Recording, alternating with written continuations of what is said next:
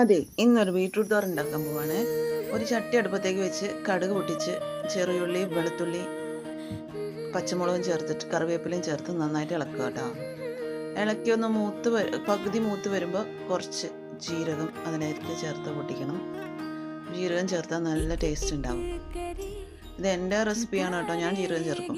കുറച്ച് മുളക് പൊടി, കുറച്ച് മഞ്ഞൾപ്പൊടി ചേർത്ത് നന്നായിട്ട് ഇളക്കിയിട്ട് നമ്മൾ ഗ്രേറ്റ് വെച്ചേക്കുന്ന ബീട്രൂട്ടില്ലേ അതിനകത്തേക്ക് തട്ടിക്കോ.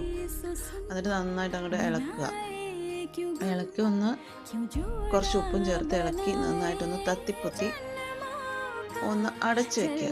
ഈ തത്തിപ്പൊത്തുക എന്നൊക്കെ പറയുന്നത് എൻ്റെ നാട്ടിലെ ഭാഷയാണ് കേട്ടോ. നിങ്ങളിനി അതൊക്കെ പറയുമെന്നറിയില്ല. നന്നായിട്ട് അടച്ചു വെച്ചൊരു 10 മിനിറ്റ് അടച്ചു വെച്ച് സിമ്മിൽ വെക്കുക. എന്നിട്ടൊന്ന് തുറന്ന് വെന്തോ നോക്കുക. വെന്തിട്ടുണ്ടാവും.